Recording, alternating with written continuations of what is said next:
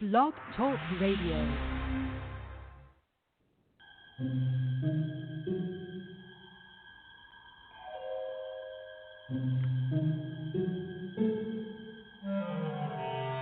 Archangels, ghosts, and Bigfoot, oh my. It's just another night for Supernatural Girls.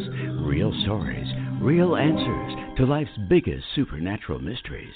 And now for another exciting interview with paranormal experts from this world and others. Here's your host, paranormal researcher Patricia Baker, on the one, the only Supernatural Girls.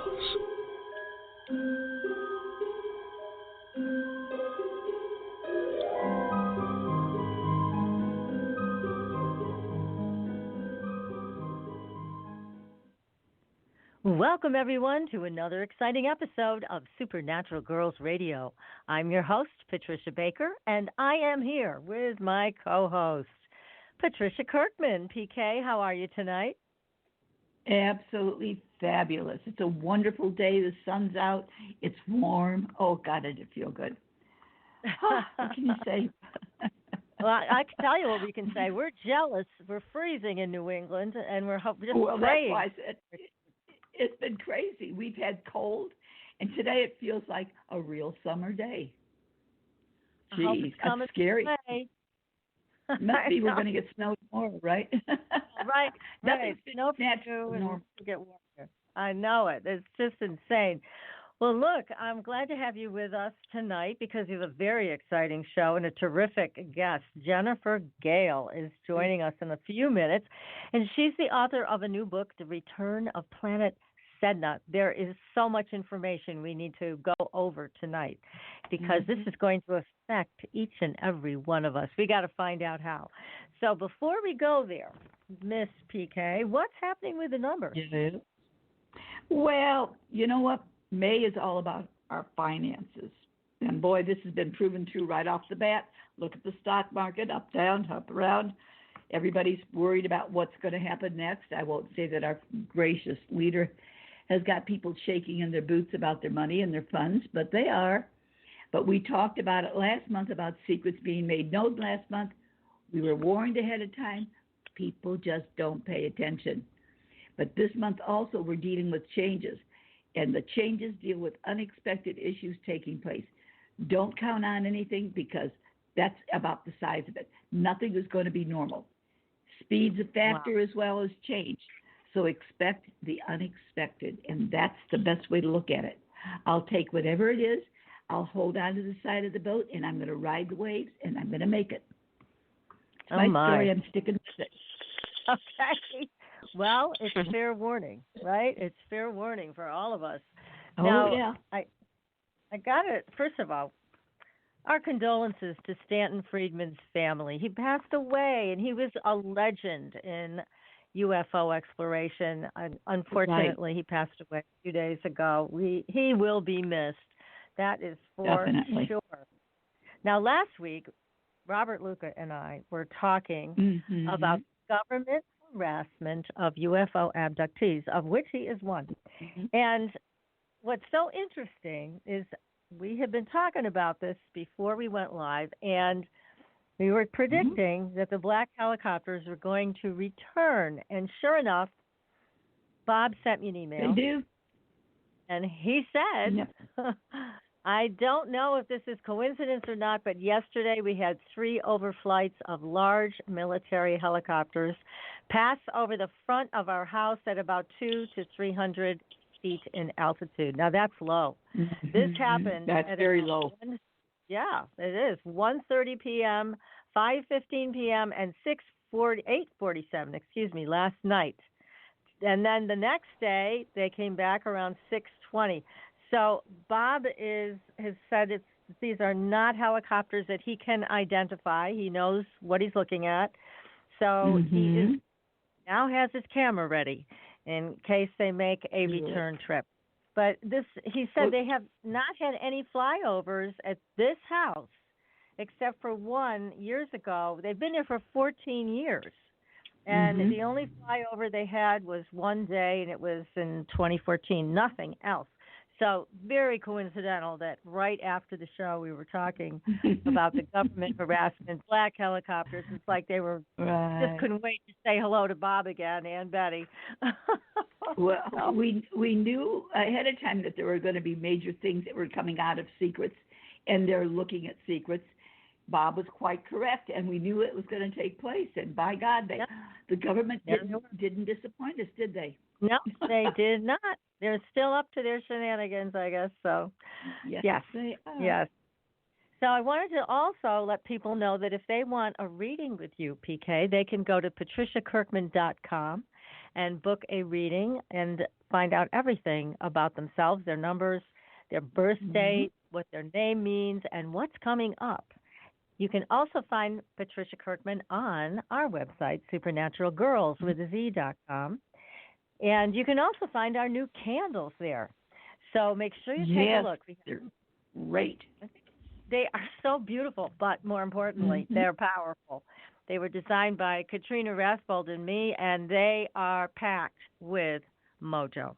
So go to the website, and you will see on the left-hand side there is a new category for shop. So you can go to the shop, and hopefully it's working now. We had a little bit of a glitch there with our website designer, and I called them, and they supposedly straightened it out. But if you want a candle and you can't seem to get it to work on our website, just shoot me an email. I'll be happy to have one sent out to you. So we have them for soul clearing, love, and wealth. Now, we could all use one of those. I can use every one of them. Actually, I have all of them. That's for sure. Them.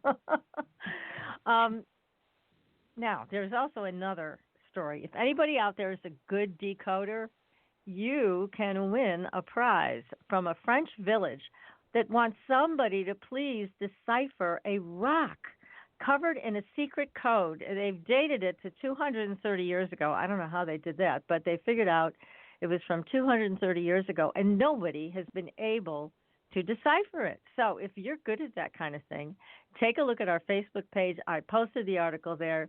In case you want to try to decode this, you could get the prize, which is $2,200 U.S. So anyway, they say that nobody's been able to figure it out, but one legible section reads, and I can't even pronounce it. It looks like a language I've never seen before, but some believe it may have been written in a form of the Basque language, while others think it's an older form of Breton. So anyways, take a look at that wild story about the secret code that's written on the rock in France. And, oh my goodness, there's just so much going on in the world. There's also women are going missing in Hawaii. There was another one reported in Maui who just disappeared. So be careful if you're taking a trip to the islands. That's all I can tell you. Apparently there's a forest there. Somebody, a young woman, went to go for a jog, and she has completely disappeared. So be cautious. You know, we often talk about the missing 411 stories.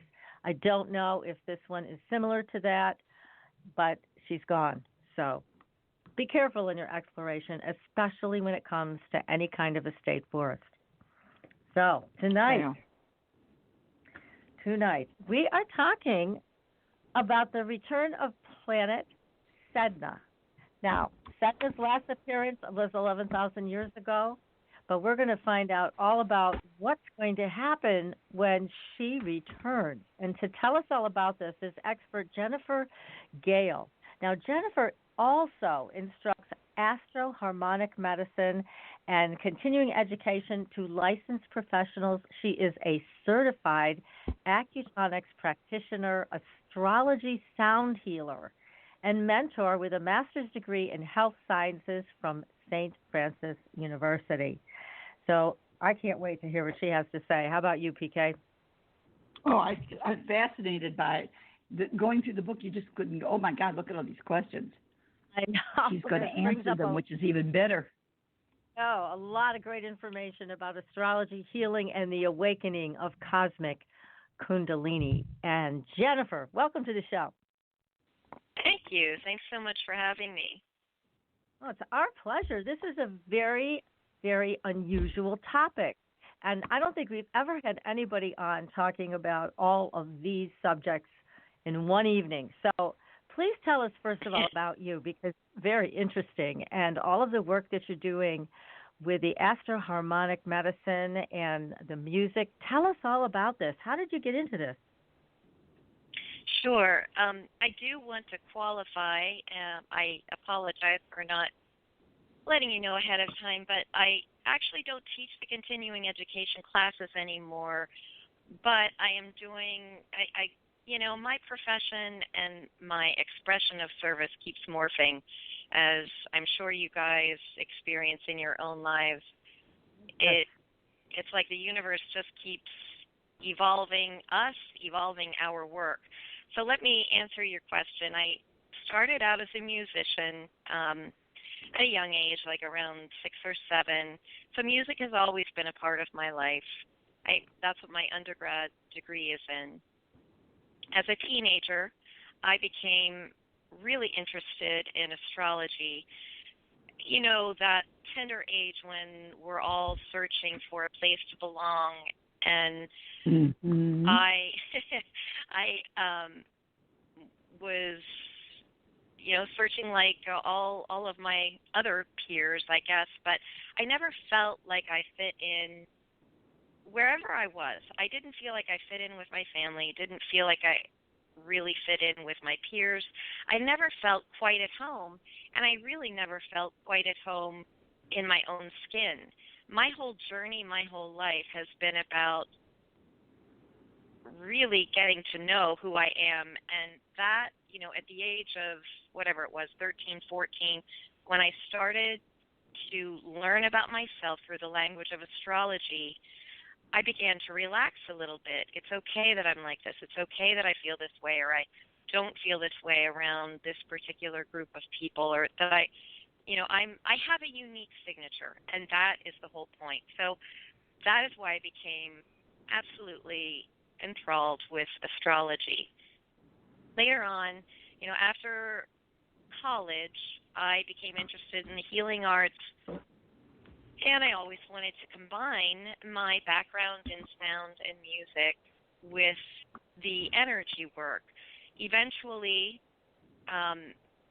while I was working at an acupuncture school and receiving acupuncture, I also fell in love with Chinese medicine and that system. So it was through my experience at working at that school that I found out about acutonics. Acutonics combines everything that I love: the music, the astrology, the planetary science. So that is how I came to be doing what I now do, and it's also how I learned about Sedna, the planet, which was discovered in 2003, and that is when I really began my intensive coursework through the at the Acutonics Institute. I've never even heard of the Acutonic. Where is this place, the Acutonic Institute? The mothership for the Acutonics Institute is in Llano de San Juan, New Mexico. Oh gosh. Oh. But yeah, your teachers, fascinating. But there's probably teachers around the country, all over the world, really. Oh, okay. It sounds like very powerful work that you're involved with. And we were talking before you went live about how you can interpret somebody's personal natal chart in music. Tell us about that. That's so fascinating. Yeah. Well, when I was doing research for my first book, which is on planetary signatures, I became really fascinated about the whole concept of the doctrine of signatures.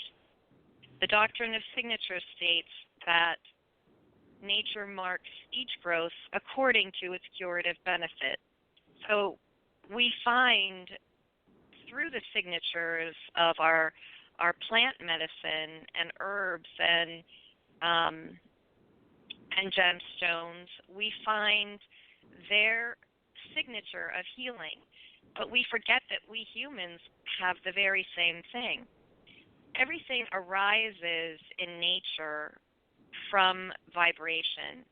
It is the vibration that creates specific formations. And it's fascinating to me, too, when we consider that this planetary signature or celestial signature that we all have at the time that we're born is also analogous to the snowflakes, and that no two snowflakes are created to be the same. They all have a very unique signature.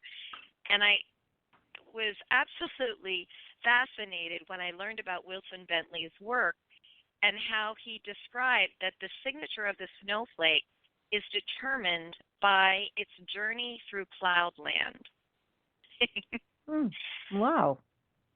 And I mean, when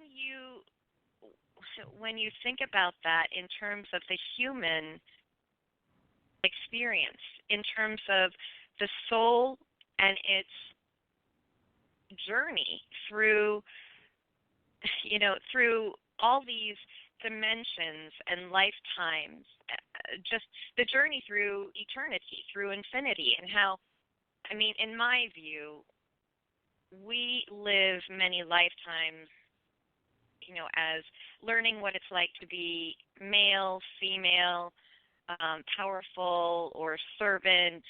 I think that hopefully we don't have to continue those lessons. I believe that one of the lessons that I don't want to get ahead of myself, but one of the lessons Sedna is here to remind us of is that we're coming full circle, and we don't need to continue on that karmic wheel. But my point is that all of these experiences and all of the experiences of our ancestors, they're all connected. And so a soul who's only lived a few lifetimes is probably not going to have the same empathy and compassion for other living beings, humans, creatures, plants, or planets. I mean, you have to have that journey through cloudland, over time. Yeah. It's the right. experience of the soul that garners wisdom and allows us to express it. Well, all of this is just fascinating. Again, you have a special talent when it comes to taking someone's chart and turning it into music. I mean, that's amazing. And we're going to get back to that because I know you're doing some fascinating things on YouTube and offering groups for people to participate at the new moon and also at the full moon, you said. So we'll get back to all of that because I want to make sure that you have a chance to tell people how to get a hold of you. And let's go to Sedna because, as you mentioned, it was discovered in 2003, and it's a dwarf planet, right? Yes, actually, its official category is called a sednoid. So its orbital characteristics were so unique that it was given its own category. And I detail that in my book, but I probably won't do it justice because I'm not an astronomer. So when I gather these clues and write about it, I am not always able to, paraphrase it for listeners without going back to the book to refer, at least when it comes to astronomy. But there are reasons why its orbital characteristics caused astronomers to give it its own category. Because I've heard that the orbit has been described as eccentric, that it has something to do also with Planet 9. I mean, there's a lot of, as you mentioned, there's a lot of facts that go around its discovery and why the orbit is so eccentric. So go ahead. It's fascinating. Keep going. We want to hear more. Well, the main umbrella for many of the outer planets, they call them TNOs, trans-Neptunian objects. So they're planets whose orbits are beyond the orbit of Neptune's. And so they categorize them according to how their orbit interacts with that of Neptune's. And Sedna's, and then you've got scattered distant objects and scattered near objects, and all of that has to do with its relationship to Neptune. And like I said, I don't want to get too bogged down in astronomical details because I am not an astronomer. And truly, I consider myself only to be an expert in my own life experience. I like to gather and sift clues, present them in a connected way, and let the readers decide for themselves what further questions would they like to ask, what further exploration would they like to conduct. But because so much about Sedna is about embracing the mystery. So Sedna's, this planet is beyond our solar system. So first of all, it is the first planet to be named outside Greco-Roman tradition, myth tradition. Sedna is named for the daughter of an Inuit community who refused marriage, refused suitors. Basically, she defied tradition. And she finally did, there are different variations, as there always are, on the myth. In some versions, she chose the suitor finally, and in others, her father chose for her. But in any case, she married, and only after marriage did she discover that her spouse was not actually a man, but a shapeshifter, raven god, and she was away from the comforts of her original home and family, and crying out to her father to rescue her. When her father came to rescue her, the raven god who had been out hunting discovered them and created a massive storm on the Arctic Sea, and so the father, in fear for his own life, threw her into the water. Sedna tried several times to get back into the boat, and he cut off her digits, and then her hands, her fingers, and then her hands.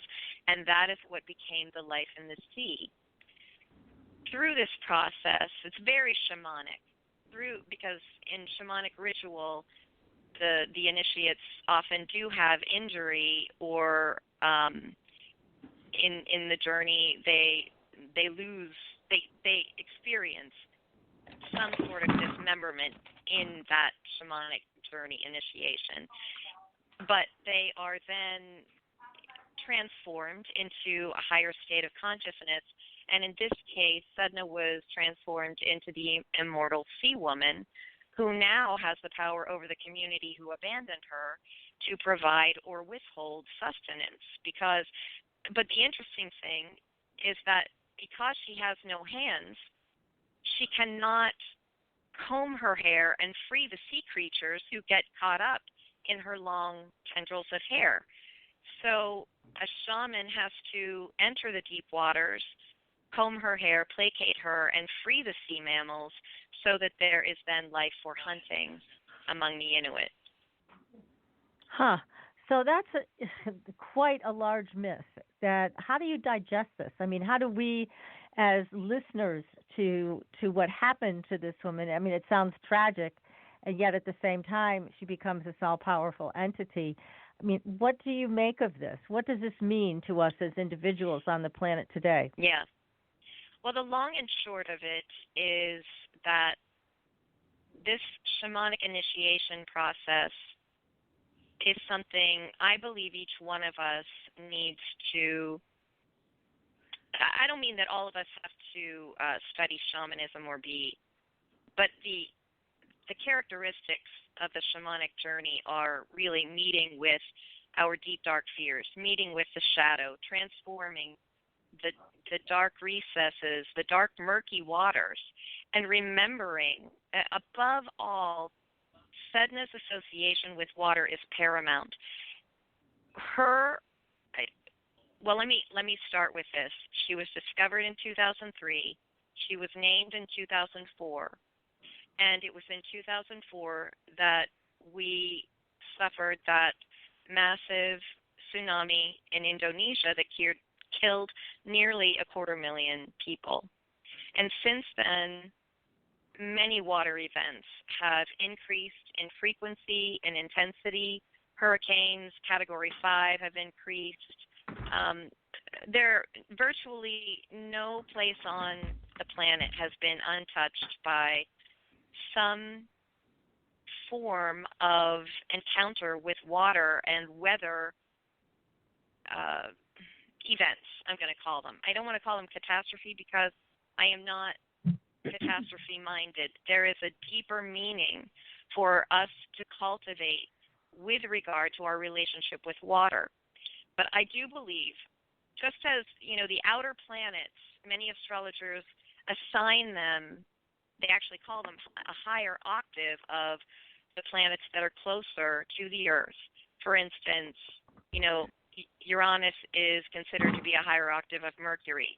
In Sedna's case, I believe she's like the triple octave of all of the water signs. And what does this mean for us? It means that as we evolve and assist Earth in her own ascension process, we have got to embrace and allow the process of feeling all human emotion in order to heal what has gone on in our ancestral lines, on this planet. We can't, I'm sorry I can't remember the author's name, but the book with the title, Feelings Buried Alive Never Die, says it all. Yes. So we have got to be held accountable for all that triggers us. And I really believe that those of us who identify ourselves or who know at our core essence that we are light workers, we are way showers. We came here to anchor in the higher vibrations of love and light on this planet, specifically for the purpose to help Earth evolve and ascend and to help everyone on this planet reach a higher level of consciousness. I do well, believe you have that a very go ahead. I just wanted to say you have a very positive outlook on all of this, but I have to say, given the power of the water and also what planet Sedna introduced us to with the tsunami and all of the other things, the hurricanes, the cyclones that we've had that are massive. I mean, why wouldn't this happen again, but even more exponentially powerful than what has happened in the past? Yeah. Good point. Yeah. Very good point. Perhaps that's where free will comes in, and all I can do is be true to my guidance, be true to my instincts and my intuition. And I've studied the Sedna chart, and when I look at the message in the Sedna discovery chart, it's any planet's discovery chart is similar to an individual's birth chart. It's when that planet dawns upon our collective psyche. That planet is born, so to speak. But in this case, Sedna is returning along her very elongated elliptical path. And we became aware of it, astronomers, quote unquote, discovered her in 2003. But when I look at the discovery chart of Sedna, her message is one of having trust like the child, regaining the inner trust of a child, reconnecting with the heart. And she's got Leo rising. She's got the ruler of the South Node and the North Node, Pluto and Venus, in the 5th house, which is creative. It's life-affirming energy. It's the house where we celebrate life. It's not. I don't believe she has returned to repeat calamity, as was the case when at the end of the Ice Age, when waters rose and Atlantis was engulfed in the water and disappeared. Yeah, I'm going to borrow I a hope, quote. Yeah. Mm-hmm. I hope you're right. It's just that, I was a psychotherapist for over 20 years. I was a dream analyst for longer than that. And unfortunately, despite all the attention that has been given in books and in talks to emotional intelligence, there's very little of it. And I mean, this is something that should have been taught in schools all these years and should have been encouraged in every family. Instead, what we're still seeing is that lack of understanding about the water, our own emotional waves. We still don't have a mastery of that. What I like about what you're saying is that Planet Sedna is reminding us, hey, this is what you have to take charge of. This is what you have to really become one with and stop repressing it. Start exploring it. Start getting responsible around it. Yes. And it sounds like her message is perfect. It's just I'm not sure how many people are listening. Well, that's why we're here doing what we're doing. That's why you have your radio show. That's why I write my books. That's why we do what we do. And I have to believe that, one of the things I talk about, it's the introductory story in my book, The Genie from Null. And anyway, it's about right timing and trusting again in right timing. I really believe that is a huge part of it. Sedna is bringing us full circle and connecting us simultaneously with our ancient past and our mysterious future. But we get to participate right here and now in what we want that future to be. And we have to remember that every human being on this planet, I'm going to borrow this phrase from Marianne Williamson, is an immune cell for planet Earth. So it is incumbent upon us to remember the infinite power we have inside to connect with these energies, with these higher harmonies and higher octaves of energy for the purpose of healing ourselves and healing the collective, first and foremost, the planet. And that's, in the book, Astrology, Healing, and the Awakening of Cosmic Kundalini, these ley lines on the planet mirror the acupuncture meridians in the body and vice versa. We also call them axiotonal lines, axia coming from axial and tones for, obviously, the vibration. But these are the lines through which Kundalini, life force energy, moves. And when we understand how connected we are to everything else, we understand the law of reciprocity. It is not the goal. It's not a religious doctrine. It is a cosmic law. It informs everything that happens in nature. So now, how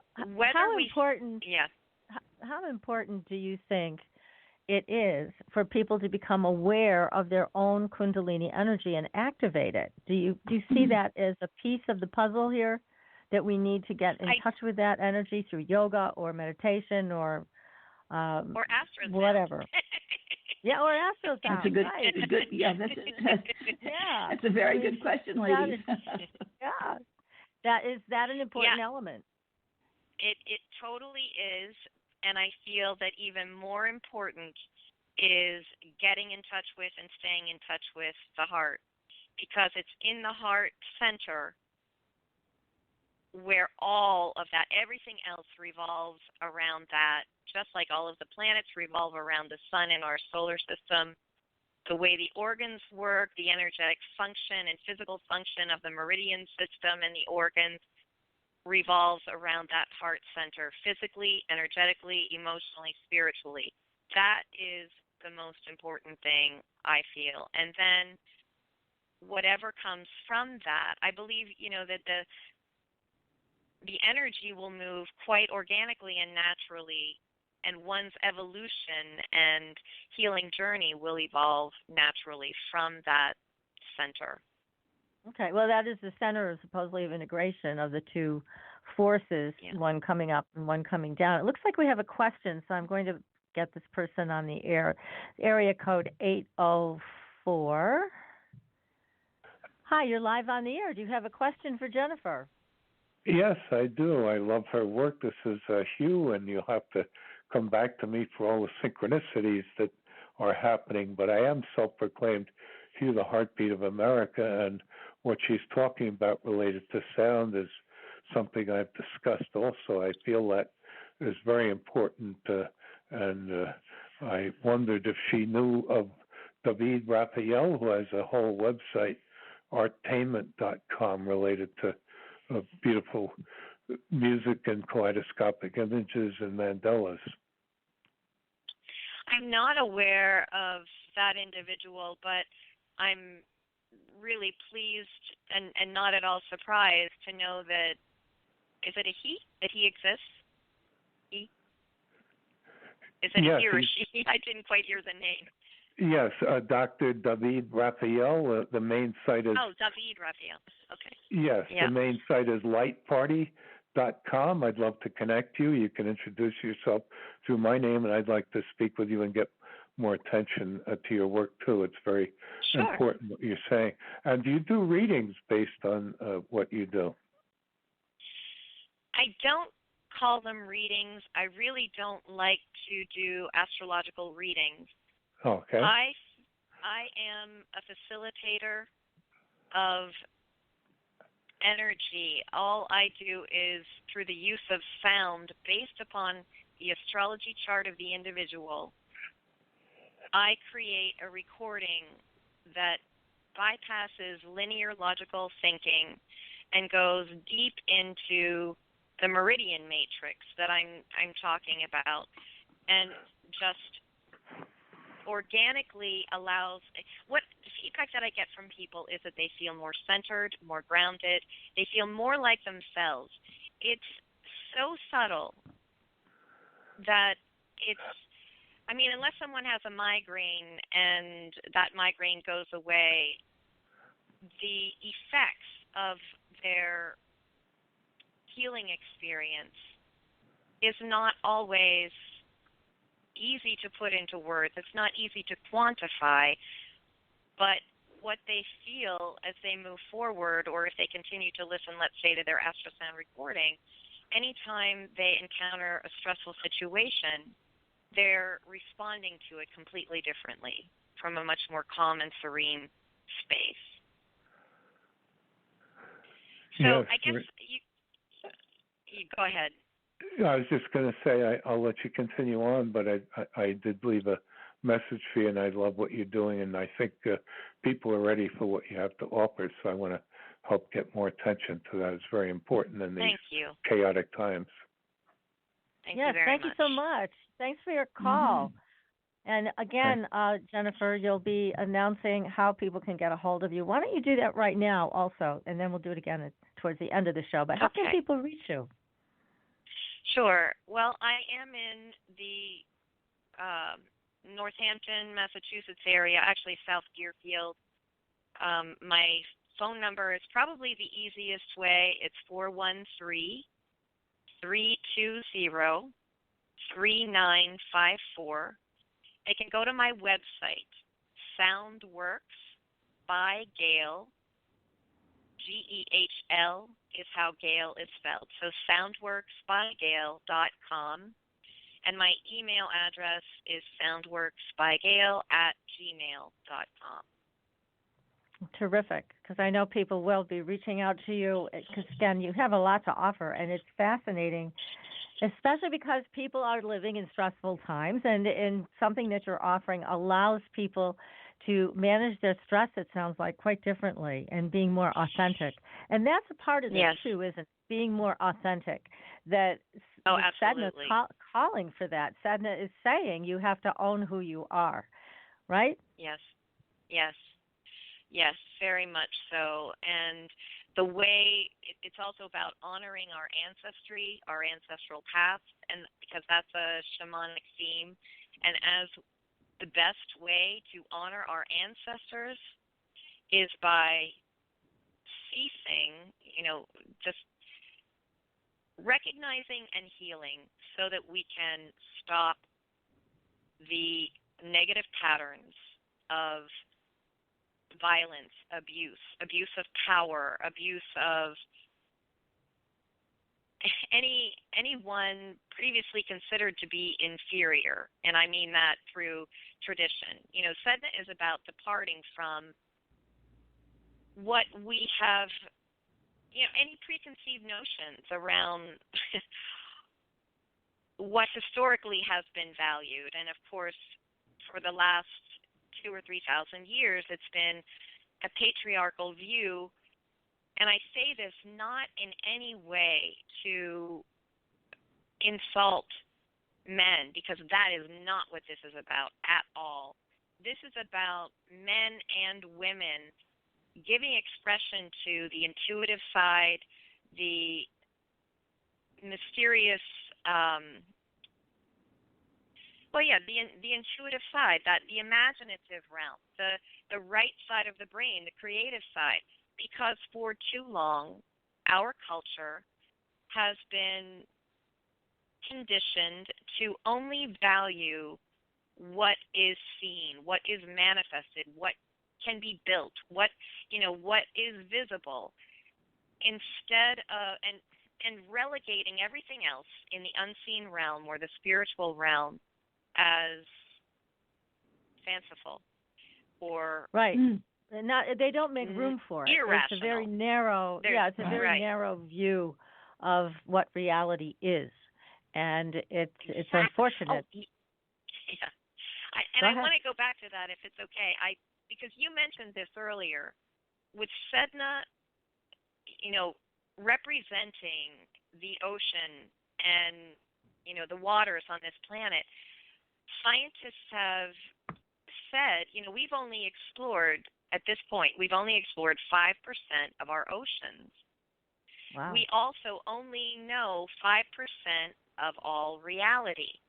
This is what her message is. It's reminding us that we've got to stop making decisions individually and collectively based on just that 5%. It's time to leave room to explore the mystery. I'm not saying I have all the answers. God, no. I don't want to be that person. But every individual has the answers that he or she needs. That's what my work endeavors to do, is to facilitate space where they're being introduced to themselves, maybe for the first time, maybe for, the 10th time. But it's about expanding more and more into that authentic self. Yes, it's so and water in and of itself is so mysterious and powerful. We're going to take a very short commercial break, and then we'll be back to continue this and find out more about what the return of planet Sedna. What does that mean for all of us? So stay tuned, everybody. You are listening to Supernatural Girls Radio, and we will be right back. Pure essential oils, specialized minerals, and a revolutionary anti-aging technology.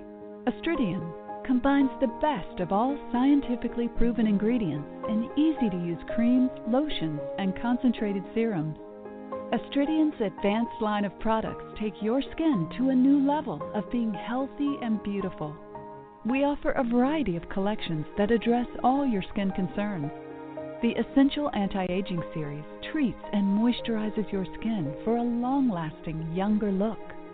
The Multivitamin Series promotes healthy skin with high-quality vitamins and minerals. The Sports Series restores skin from cellular damage and stress. Astridian also offers a revitalizing solution for hair and a professional series for doctors and medical spas. Visit astridian.love today and begin your new journey to healthy, beautiful, youthful skin.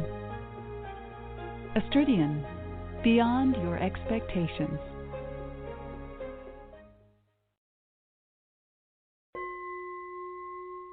Are you ready for a new experience of freedom and powerful connection? Would you like a positive, effortless change in your life? Then come to CosmicFusion.com, where we offer the most advanced energy clearing and expansion techniques in the world, with a quantum vortex energy to activate your divine blueprint and life's purpose. When your soul leads the way with cosmic fusion and quantum vortex energy, you can break clear of past difficulties and blocks with the power of the source. With cosmic fusion, the source energy does the work for you. It's easy and effortless. Listen to our free meditation right from our Cosmic Fusion website, the Cosmic Code Meditation. Sign up for one of our interactive webinars today. Come to Cosmic Fusion, www.kosmicfusion.com, to experience an effortless awakening and transformation. Are you ready for an upgrade? Are you ready for a new experience of living in the fifth dimensional magic and powerful connection? Then visit CosmicFusion.com today. CosmicFusion.com.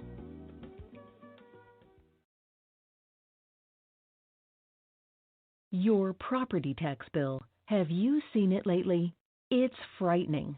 Your property taxes are going up while your home value is going down. It's time to fight back and win. For the real truth about the property tax system, get attorney Pat Quintilian's book, Are You Getting Screwed on Your Property Taxes? How to Find Out and How to Fix It. Attorney Quintilian answers all your questions and gives you the facts you need to fight a property tax bill that is spiraling out of control.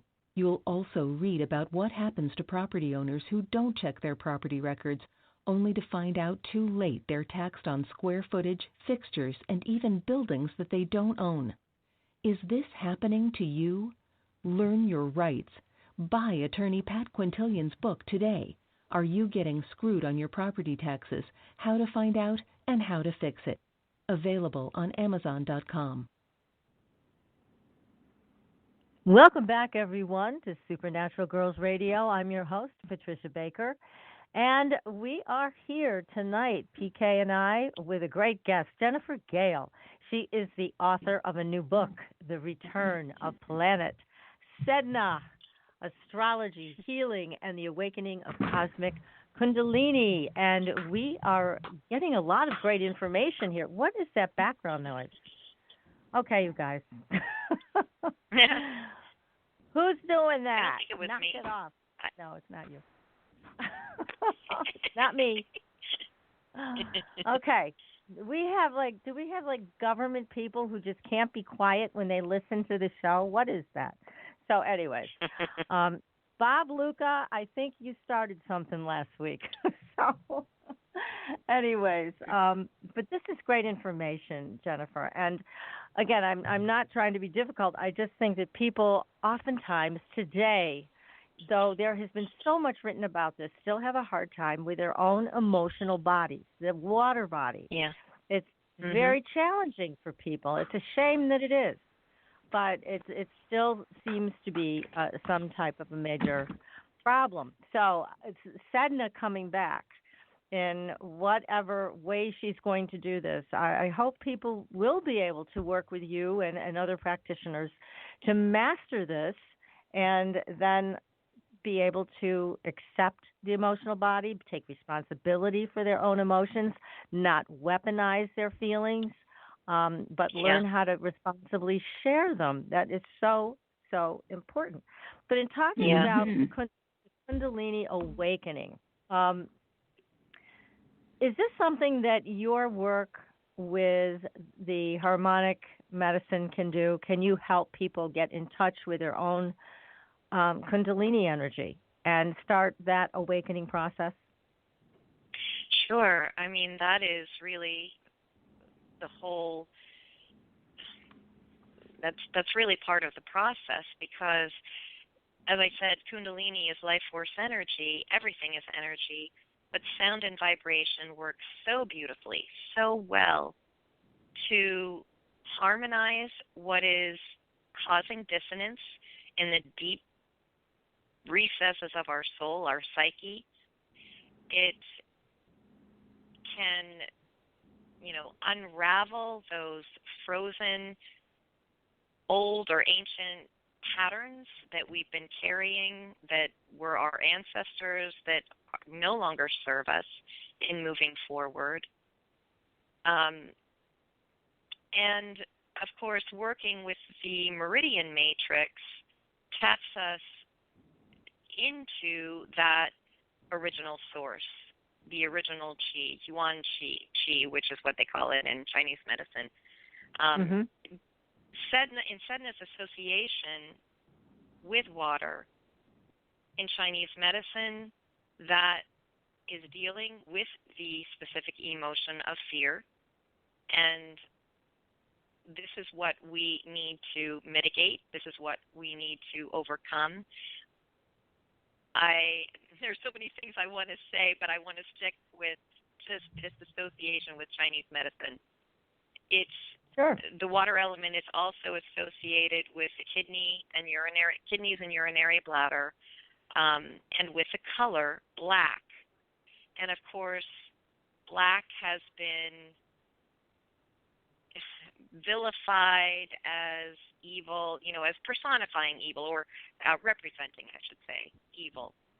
But what's interesting, and this is coming from author Mikio Sankey, I believe, Esoteric Acupuncture, but he reminds us that, we also associate black with mourning because it's what people wear to funerals, but black is the color that absorbs light. And the reason people wear black to funerals is so that the departed souls can find the light and go through the portal to the next dimension, or wherever, to the higher dimensions. And I found that so interesting. This is part of the patriarchal system that has dominated for the last few thousand years. The mysterious feminine, we've forgotten the dance of yin and yang, the dark within light giving birth to light, and light within dark giving birth to dark. They are simply energies, and it all depends on our expression of these energies that determines whether we see more evil perpetuated in the world, and entities that actually are created from aggregate belief systems that create this kind of chaos and havoc. So I know I'm going off the rails again. Help me get back on track. But no, that's no problem. I mean, I like no, what it's you say, interesting. because it is interesting, because you're talking about, again, shamanism. You're talking about owning all parts of ourselves, and certainly on that journey. Exactly. We've had enough shamans on the show that have talked about this. And especially PK, you remember Don Oscar. He was amazing. Oh, yes. The shaman we've had on several times from Peru. And he talked about, how he learned to embrace all the screwed up parts of himself. He tried to kill himself twice, and he was an alcoholic, and he came from a family where his father was a prominent physician. His mother was nuts. And it created a lot of chaos in his life, and he basically started living that kind of a chaotic life. But he came to terms with it in a very shamanic way, and he's a very powerful shaman today. We love him. He's one of our favorites, but it is so important, because what we're used to doing in this society, in my opinion, is cutting off the parts of ourselves that we don't like, or we don't know what to do with them, and or it's not acceptable in society or family. Cut that part off.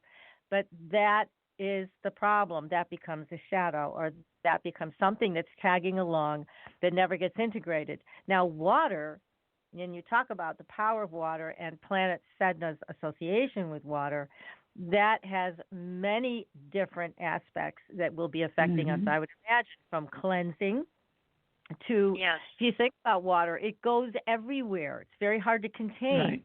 So it's also, I think, a perfect element to use and to work with to reclaim these parts of ourselves that we've left behind. So there's a lot of ways, I think, that you're bringing to our attention in this book and tonight on the show, that we can work with the power of water. And we can, again, reclaim ourselves. It's a shamanic journey that we're all on, whether we want to be or not. We're here and we're doing it. And the planet Sedna is a beautiful feminine aspect that hopefully will lead us to unity within ourselves. And that, I think, is the whole message of this, right? Or at least one aspect of this. it is one of many, but it is absolutely crucial. And I want to talk just a little bit about the water element itself. Yes, I please. go into the 4 elements in my first book, but the water element is so special because you cannot separate 2 drops of water once they've joined. Water is cohesive. Water takes on the shape of its environment. It is all about connectivity. Sound travels faster in water. Our bodies are 70% water. The body of Earth is 70% water. Just another example of as above, so below, as within, so without. But that's why sound works so beautifully on the body, because we're mostly water and sound travels faster in water. But the main message of water, as you pointed out, is about unity, reminding us that and I want to touch upon medicine, because what you said about us cutting off those parts of ourselves that are unpleasant, that we don't want to see, that's exactly what we're doing in Western medicine. We're taking out the organ. We're annihilating the messenger who is just showing up to, through the symptoms of the body, to reveal to us a deeper healing that needs to take place. And it is the deep healing that Sedna's reminding us we need to do. Yes, and certainly we agree completely with all of that, because what we have today is just Band-Aid medicine. And it is not at all addressing the real cause, unless you have a functional medicine, a doctor or a team of functional medicine people that they're more attuned to looking for a source, a cause. But overall, pharmaceutical companies are looking not for cures, but they're looking for customers. So it is not the best way to approach. However, I do have to say that for emergency medicine, we do pretty well in this country. But for ongoing medical concerns, we do terribly. Yes, and I would never suggest that we need to do away with one in favor of another. Each has its place, just like the left brain and the right brain, the yin and the yang, definitely. But it's about restoring balance. We have been so out of balance with a one viewpoint, and it's a reductionist viewpoint rather than an all-encompassing understanding the connectivity. And so we really do need to remember, call back the members, those dismembered parts of ourselves that are the reason we need a soul retrieval, calling back these parts of ourselves. And I want to say something about Chinese medicine also, because this is so important and goes to the heart of why I use astrology in the way that I do in combination with the planetary frequencies. In Chinese medicine, there are 3 levels of medicine. The first is treating the symptoms. The second is preventative care. But the third and highest level of medicine is connecting an individual to his or her destiny, his or her life purpose. This is what motivates us. It's what inspires us to do the work that we do. It's what makes our life integrative and connected. Just like, first I was musician, then astrologer, then Chinese medicine lover. Those were 3 compartmentalized parts of myself that I searched and searched and searched for a way to integrate, to synthesize. And I feel like this is another healing component of Sedna. It is about synthesizing all of those dismembered parts. Now, in your book, you also, I like what you're saying, and in your book you also are talking about shamans who give offerings to Sedna. And what kinds of things, like, I know we create altars in our homes, both PK and myself, and our audience does this as well. Is there anything that you can think of that we should be doing as an offering to Sedna as she moves closer to our planet?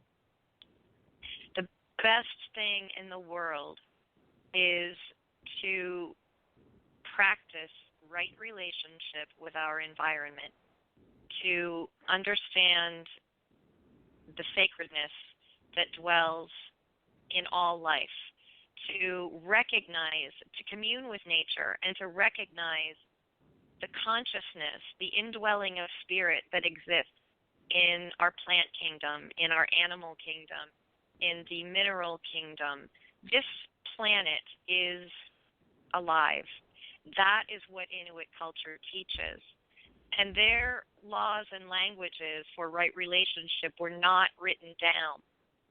They were written on the hearts of the Inuit people.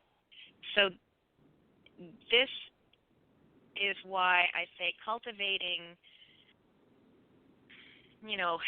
getting in touch with our own heart, what really makes us happy, and getting in, staying in touch with nature and seeing the magic, the synchronicity in everyday life. And that's, I love to hear that. It's not so easy to do it, but there are a lot of tools today. I mean, your healing ability with music and sound is very important in this process, because we are all, what's called the matrix in my mind is simply a circuit board that's imposed on us by society, family, school, etc. So we are looking to unhook from that has, again, been given the name of the matrix, and then find out what are we truly about. So this circuit board, it either burns itself out and we go down with it, or we take that leap into cosmic consciousness and we get free of it. Right. So your work does help people in astroharmonic medicine get free of the constraints of that circuit board that's imposed on us. So I think that's one of the tools that's offered today that people need to really take advantage of. This is not that easy to do when you are programmed, as we've all been programmed, by families and society. I mean, there's a certain programming that takes place, and some of it's even pre-verbal, and it's very hard to get out from under the yoke of that. But that's why, again, we have to seek out, in my opinion, help. We have to seek out ways to get free of it. And whether it's through dream analysis or learning about yourself through numerology, or again the astroharmonic medicine that you do, there are so many places to go today, and that's a good thing. Yeah. So many people. Absolutely. And I really want to encourage everybody to find their way with that, because without somebody to hold your hand or help you to mirror back to you what's happening in your own life, sometimes it's very challenging, to say the least. Right. Yeah, I agree, and it isn't something that we can think our way out of. We can't think our way out of this false narrative or this false matrix. That is why I do work with sound. But as you said, there are many, many tools people can use to facilitate tapping into the imaginative realm, tapping into the extra phenomenal world, and communing with nature. Like I said, the more we do that, the more we will see the infinite mind talking to us all the time. That is what restores our hope and trust and reminds us that we are not alone. We never have been. There are forces that are surrounding us that are supporting our journey and, lifting us into those higher realms. They can't do the work for us, but all we have to do is ask for that support, and it is there. Yes, and that's what we have to do, absolutely. Now, let me ask you a question about the sea mammals, about whales and dolphins and their relationship with Sedna. I would imagine it's profound. Well, they are the record keepers, and because they dwell in water, I mean, honestly, well, yeah, okay. Sorry. I was going to say I'm not aware of a particular story that connects like whale and dolphin medicine with Sedna specifically, but because Sedna is associated with water element in Chinese medicine and the kidneys, it speaks to hearing, because kidneys flower into the ears. So we're talking about sound again. Sedna is associated with so many words that begin with S. You know, supernatural, spiritual, but it's really the marriage of science and spirit, I feel. It's this coming together, coming full circle, because what spiritualists and metaphysical priests and priestesses have been saying for ages, the scientists are now confirming. And so Sedna is about exploring those avenues, regardless of whether we can have concrete proof right now. We need to be our own scientists. We need to conduct our own experiments. And so I'm getting off your question. Sorry. But no, that's okay. I mean, but it's interesting. It's just, I'll tell you, one of the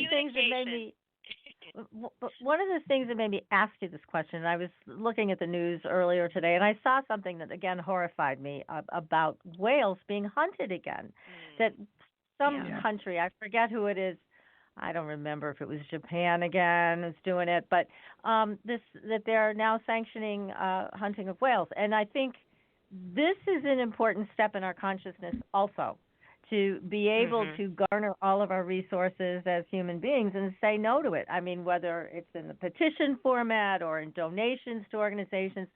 I mean, we on Supernatural Girls, PK and I, we support baby elephants that have been orphaned, and making sure we give donations so that they can have their, a safe place to live and be cared for. And we encourage everybody in our audience to participate in whatever way they can with helping animals across the planet. But certainly with Sedna, it reminded me of this whale thing that got me so upset. And I just think it's important, again, for people to look at the ocean. It is full of life. Yeah. And we have done damage to the ocean. We have done damage to the mammals in the ocean and the fish in the ocean. We've done terrible things. I mean, the Navy with its sonar that has been throwing the whales and dolphins off their normal magnetic paths. So it's like, hey, it's up to us, everybody out there listening. It's up to us to say something about it. And that's part of the way that we can speak through our own emotion and passion, with our own water in alignment with Sedna and what's necessary. So I just wanted to bring that point around. I think it's important for people to remember that there is life in the oceans that needs our protection. Oh, absolutely. Without a doubt. That's part of her message, to be in right relationship with the ecosystem, with the environment. Every single created being has a purpose. And upsetting that is what has caused us to be living in such a state of chaos. But I always come back to, and this is my personal mission, everyone has their own specific life purpose, and they've got to follow that passion.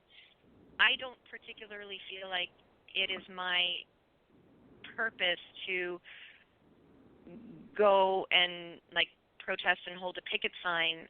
I'm a writer, so I like to do the research. I do the inner work, and my work is about encouraging others to do the inner work and recognize that when you are accessing the inner space, you are effecting healing that reverberates out into the infinite space. We can't throw our arms around the world because that train has long since, that's a tidal wave. We're not going to stop. The only thing we can manage is ourselves. And so that's why I love doing the astroanalysis, giving people some information about, who they are and where they are right now. How can I support them with the Astros Found work, whether personally or in a recording? But that's me. That is just, what that's I your do. path. But That's your passion. all of us have a unique gift, and that's what we need to cultivate, and that's what we need to share. That's the fastest way I can see in bringing about the kind of healing we need. Yeah. Isn't the key to that to be found in someone's astrological chart? I mean, I would imagine that, when you unlock the key to these charts, that's what you're finding out, is what are you here for, right? Yeah. I mean, it's some may give more, some may provide more specifics, but I prefer to facilitate a space where they can journey and discover that on their own. But absolutely, the chart provides clues to the gifts and the talents, as well as the homework. What is the curriculum? And we look at the South and North Node for that information. Yeah, it's interesting because when you talked about the chart, we were talking about this off the air, the chart being a frozen picture, right, that you bring to life with music. PK, I was wondering, with what you do with numbers, if that could be done with numbers the same way that Jennifer is doing this with the astrology. Can that be Certainly. done? I don't. Yeah, definitely. Cool. Definitely. But the whole way. Never thought about it in that direction. Yeah, but I mean, it's so powerful because it transcends our limited ability to speak English. I mean, it goes to a whole different level of communication when you're using music. So you could use it with your numerological readings. Yeah, because every letter has a number value to it, and that would be the same as in music. It has a number value to it. So that would give us more information. Oh, good idea to look at. Yeah. Yes. Now, when you do this kind of work, Jennifer, with somebody's chart, and you turn it into music, what kind of music do you use? I mean, what kind of instruments? How do you do it? Oh, okay. So the Accutonics healing system uses tuning forks that are calibrated to the planetary frequencies, and some have resonators on them so that when you activate them and they're vibrating, they will continue to vibrate when you place them on the body. Other tuning forks are a higher frequency, so they're used in the energy field. But the idea is to create a sound wave using two tuning forks, so creating that musical interval. And when placed on the body, we are activating the deeper meridian system known as the 8 extraordinary vessels. So you might have one on lung 7 and another tuning fork on kidney 6, and it's activating the conception vessel that runs up and down the body that governs the yin, all of the yin energies in the body. That's just one example. Two tuning forks.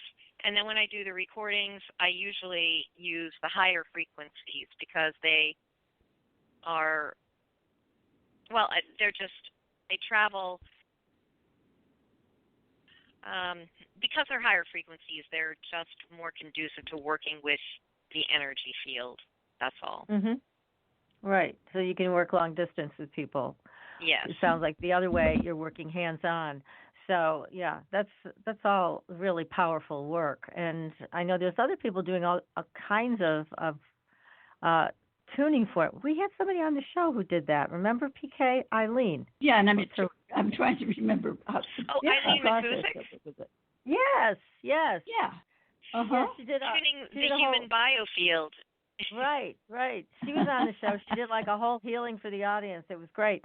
So, the power of sound and the power of using those tuning forks is not to be underestimated. It is quite amazing. And so I just didn't know also if you used any other instruments, violins, piano, anything like that, but you just stay right with the tuning forks. Right, because I'm using astrology as the basis, and the tuning forks are calibrated to the planetary tones. So I look at I'm looking at the aspects that are causing dissonance or that are presenting the growth challenge, let's say, and I'm using those frequencies because it's like harmonic homeopathy. We want that to get into the psyche and create or restore the harmony that is needed,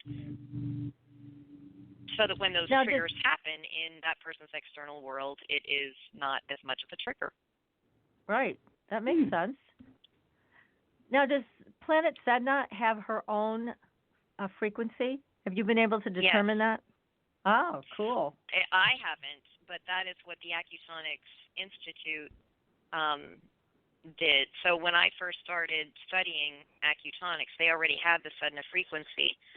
But I'd love to share a story if we have time about... Yes. Okay, when I was beginning my journey as an Acutonics practitioner, I was at a health fair providing a session to this gentleman. He's also a healer and light worker, and his name is Forrest Green. So I was outside in beautiful Asheville, North Carolina, and giving him a session. Well, as I'm working on him, he is describing what's going on in his energy field that he can see, like different geometric, sacred geometry happening in his energy field. But as he is describing this to me, he sees the elementals gathering around.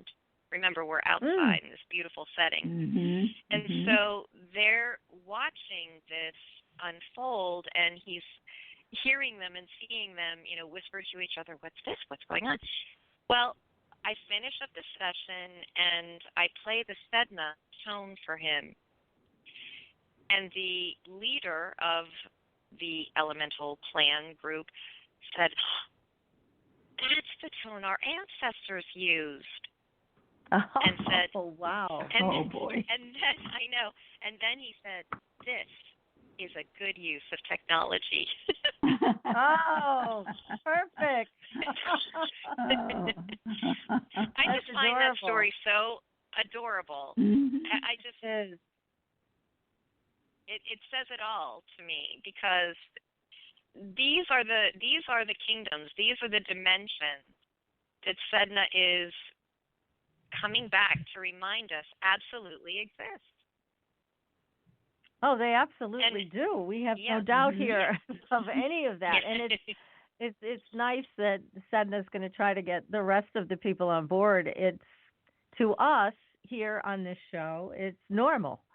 And that's one of the things that draws people to listen to us, is because this stuff is all normal to us. There's nothing abnormal about it. It is all a part of our reality. That other people choose to exclude it, well, again, to me, that's like cutting off a part of yourself that you don't want to deal with. But certainly there's multi-dimensions. There's multi-dimensional beings coming in and out of our reality all the time. And you can ignore it or you can pay attention. But I love that story about the elementals and their comments as to what you were doing in that Sedna frequency. I'd love to hear that Sedna frequency sometime. Is that something that you can record and send to us so we could play it for people? Yeah, absolutely. Oh, that would be wonderful. Yeah, I would love to do that so people could hear it. Certainly that's... Oh, go ahead. I just want to mention to you, because I'm working on the Astro Sound recording for the full moon happening in just 3 days, May 18th. And this is important because Sedna figures prominently in this full moon chart. Sedna is 27 degrees Taurus, conjunct the sun at 27 Taurus.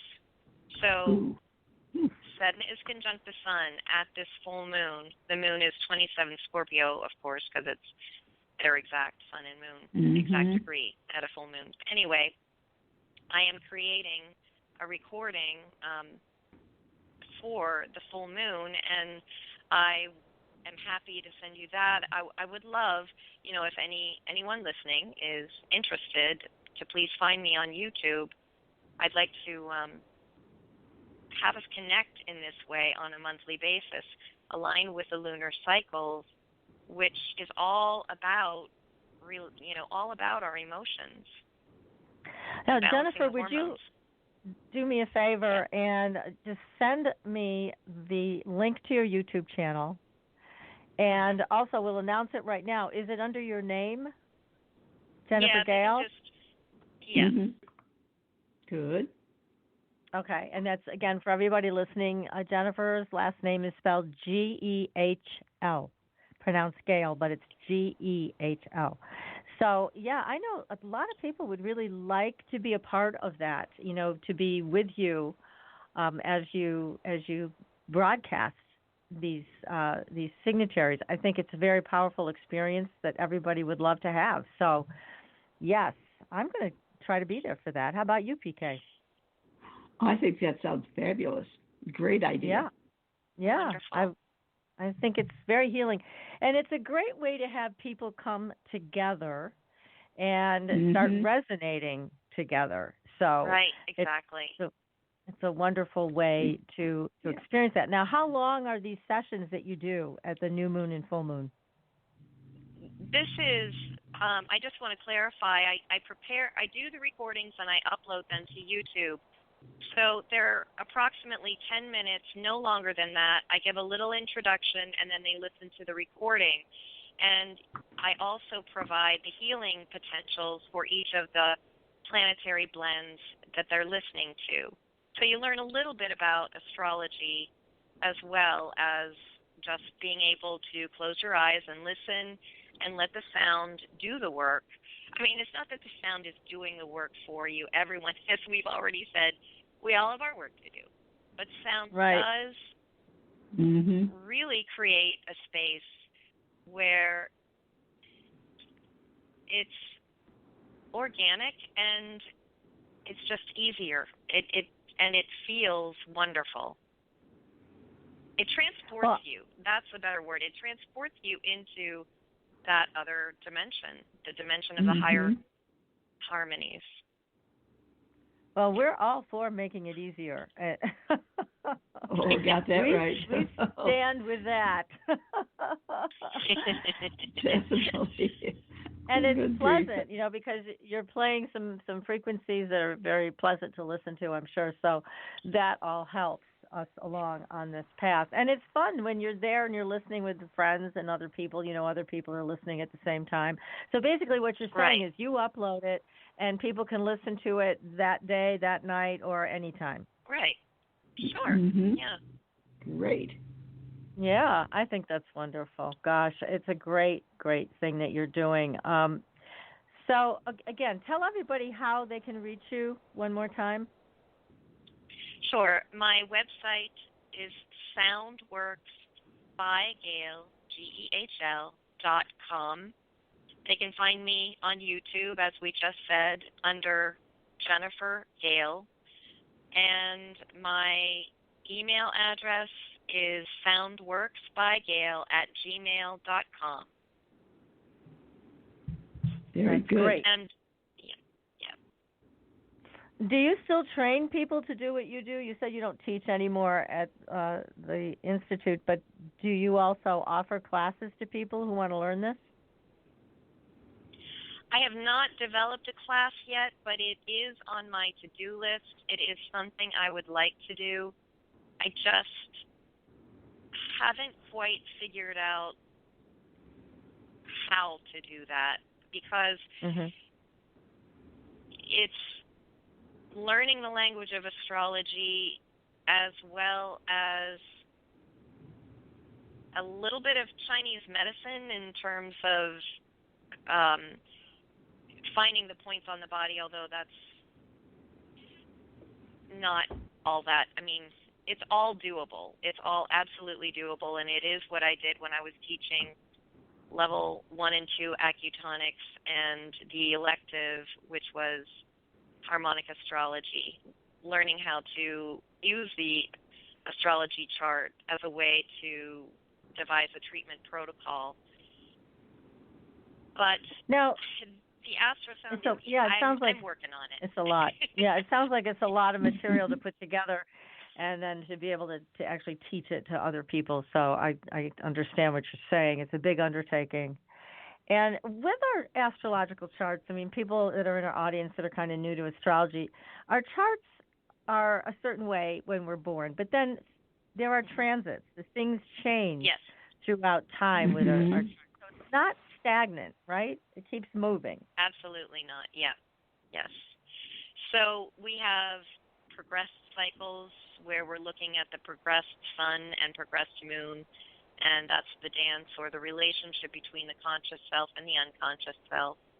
We have solar returns and lunar returns. We have the transits, which is the current sky.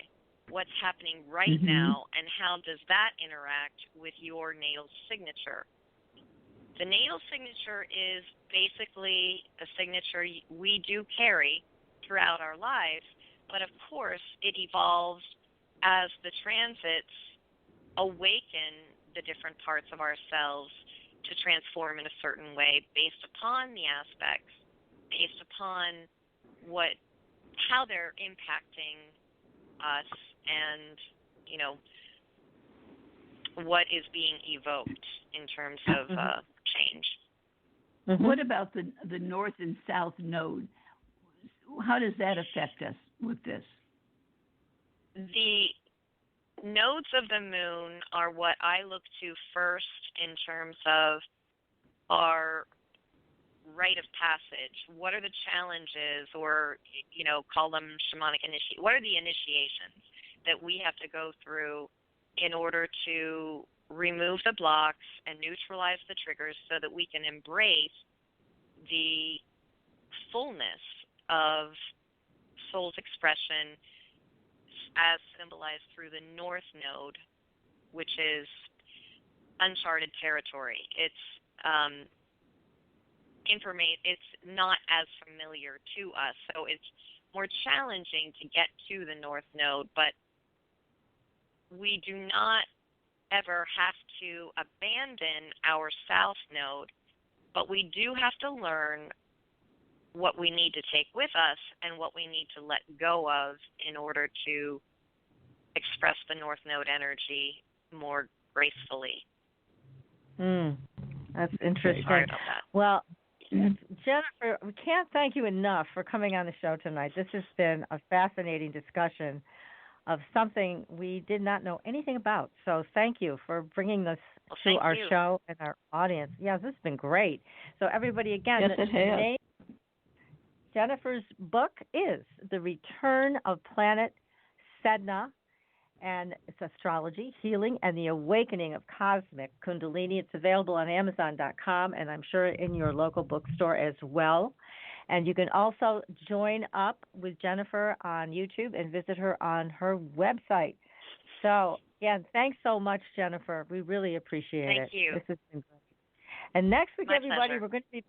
Thank you. We'll be back with another great show. And don't forget to take a look at the candles. Book a session with PK. And you can also book a session with me for soul realignment. I've been doing a lot of readings lately. There's always time for my audience. Yes. Well, that's because yours is so good. We need it. Okay. Yes. We all need it. So now next week, we have a very unusual guest on. Again, we have a psychic medium, but somebody we haven't met before. This is going to be fun. So until then, everybody, yes, we will see you on the Blue Highway. Good night. Good night. Thanks for listening. Tune in next week for another radio adventure with Supernatural.